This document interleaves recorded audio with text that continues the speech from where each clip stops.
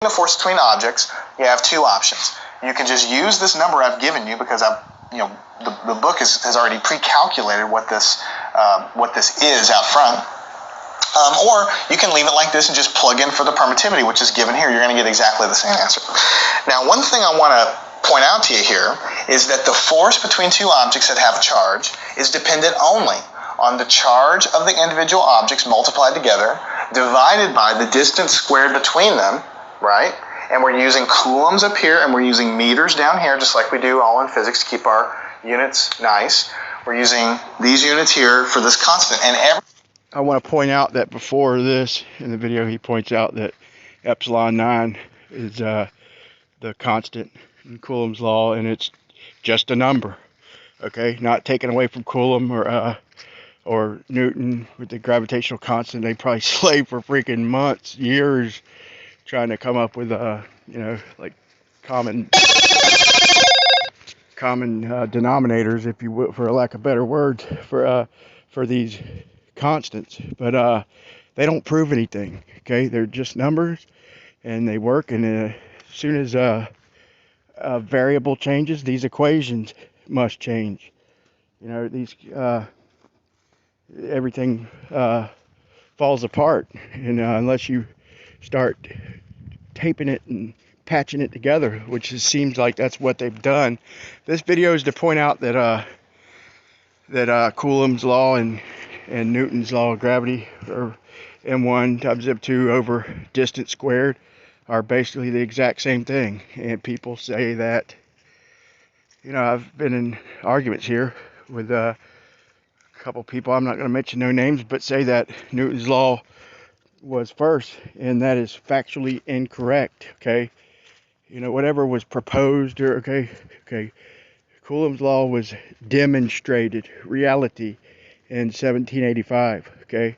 And they had 13 years to work out a gravitational constant, which I'm assuming that's how long it took them, because it wasn't demonstrated until Newton's law. Gravity wasn't demonstrated until 1798, 13 years later. And it's the same thing but it's just a different description as far as the they just basically did away with the repulsive force with the gravity, where it's just attractive, okay, instead of the electrical attractive and repulsive forces.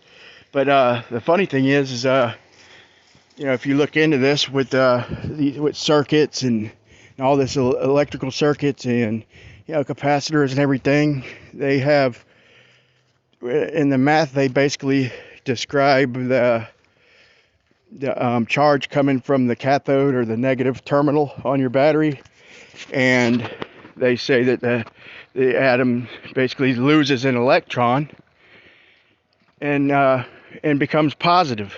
So therefore they just basically eliminated the negatives and all that, so the math is no longer exponential.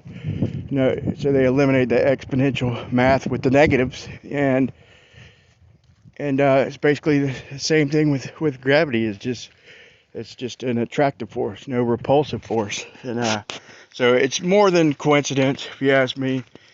And a lot of these professors and scientists are very honest in admitting their understanding of fundamental forces. To me, everything is electrical. It's obvious, nowadays especially. But listen up. Thing out in front is simply a constant. So the only thing that the force really depends on is the distance between the two things and the charges, which is sort of what you might expect. Now let me draw a comparison real quick. Compare. Let me ask you, what is this? What is this?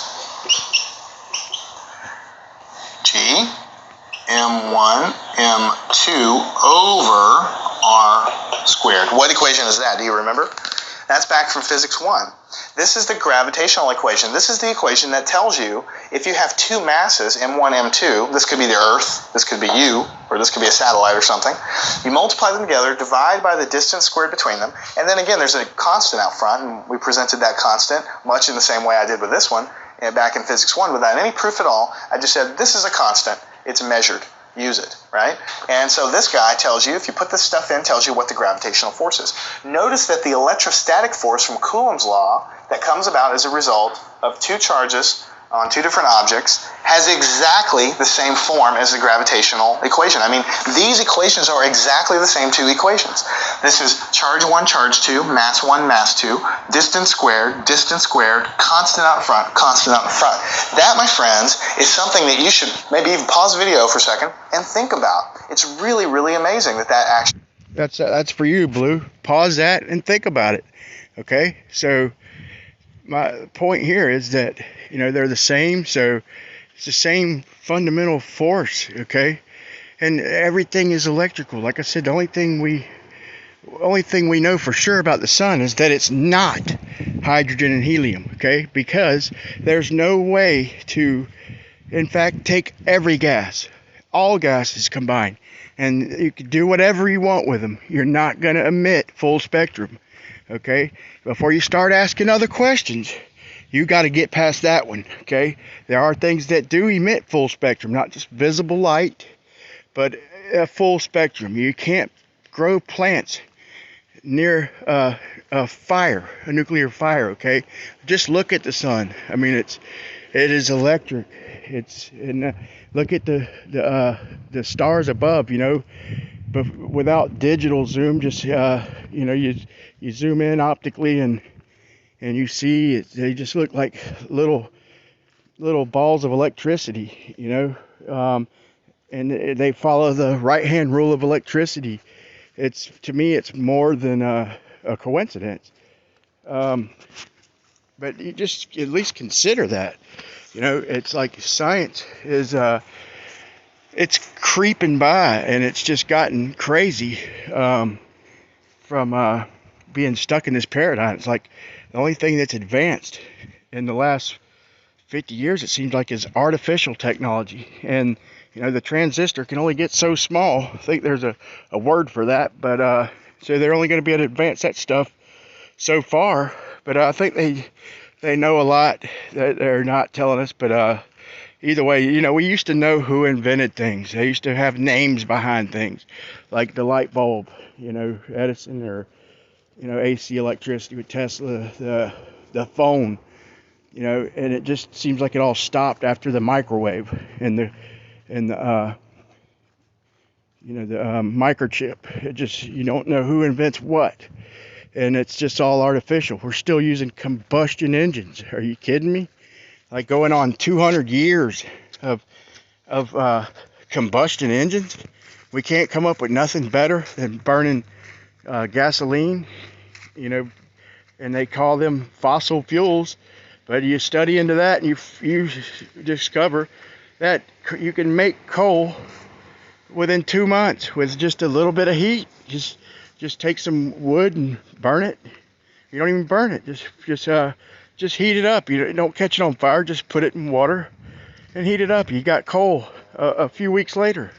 Okay, this everything they've told us is potentially needs to be rewritten, and it doesn't have to be a giant reset or a fight, you know. Just the people with the control, okay, just get a grip on the new control, the new technology. Shit, yeah, if you have the money. But I don't know, just a suggestion. But anyway, we need to start being honest. Science needs to be a little more open and honest in the things we know and we don't know, if we're going to get anywhere, in my opinion. Happens that two completely different fundamental phenomena, one that we call gravity and the other one that we call electricity, you know, electrostatic force between two objects, both of which you can measure in real life in the laboratory, they're not way out wacky things, have exactly the same form for their equation. That tells you that somehow on a more fundamental level, electricity, or the electric force, and the gravitational force share some symmetry, and they share some characteristics, and they're probably both derivatives of some even more fundamental thing in nature that we don't even understand yet. And that's what lots of scientists are actually trying to figure.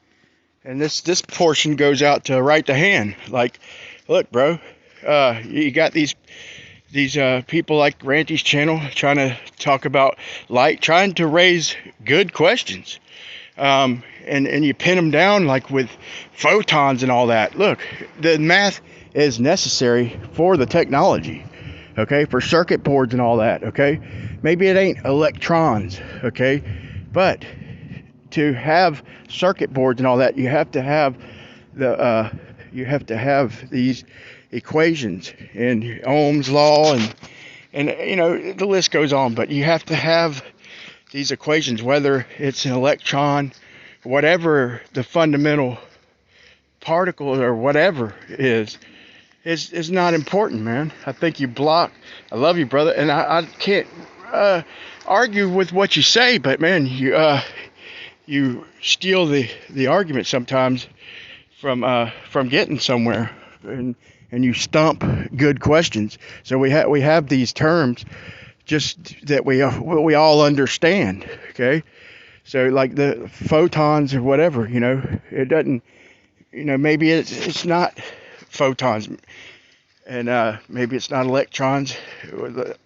A lot of scientists and professors will admit we don't understand even the fundamental forces. We probably will never fully understand, but we have language that we can identify to, and you have to have these equations and these languages to have the technology we're talking on right now. But no offense, brother, nothing but love. But man, I just trying to ask you to back off a little bit with pinning down your fellow flat earthers. You know, if they're really your fellow flat earthers, you'll quit calling them ballers and robbing the argument, man, over semantics, man. Because overall, like I said, you are right as far as, you know, we can't prove that light is photons and all that. But who that you've argued with have you heard open up with that? You want to pin them down to say, well, you're basically saying bumping particles. Whatever, dude. Come on, man. Just lighten up a little bit and don't stop these guys from asking the questions. That's what we need to do, is ask questions. There's no wrong questions. There's no bad questions. But listen. Figure out, you know, even today, is trying to take the forces in nature, because all of them, or at least a lot of them, seem to behave in a very similar manner. And maybe there's something more fundamental than gravity. Maybe there's something more fundamental than electric charge that we've not even discovered yet. And this symmetry here is a clue that that's true. Now, I don't know what the answer is. I can't tell you that, but I'm trying to motivate you to tell you that this stuff is really, really amazing. And so you can use this equation just like you use the gravitational equation, and you'll be in good shape. So when we do our problems, we'll be doing that. Most of the time, we'll just... So, you know, I just wanted to put that out there. And one more thing, we like with the technology, like I said, we still have the same toilet knobs on the toilet. We got the same light switches, the same engines. You know, like I said, almost a couple hundred years later, we still have combustion engines. What the heck? You know, back in the 1980s, Stan Myers drove across the country on like 6 tanks of water, you know, and he pretty much nailed the frequency and the right voltage and the harmonics to get the most out of electrolysis. And he had a device that he patented that retrofitted into any combustion, you know, just plugged right in where the spark plug went, and you just put water straight in the gas tank. And he did it with on national TV, you know, and then he was murdered. He claimed that these guys poisoned him.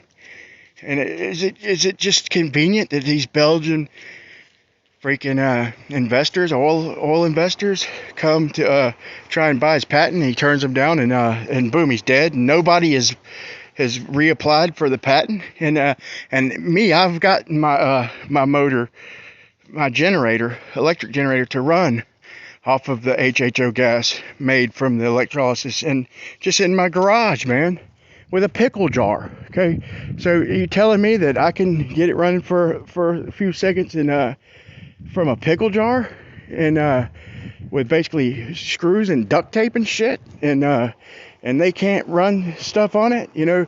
And does it have to be breaking laws, natural laws? You know, I mean, maybe, just maybe, that there is more energy in a gallon of water than there is in a gallon of petroleum, you know.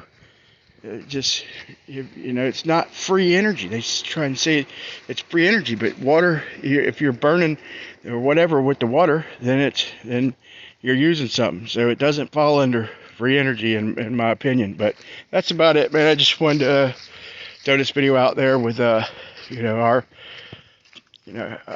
this guy's very honest and seems to like pondering deep thoughts and all that. So it's just my opinion on things. I'm always up for being proven wrong.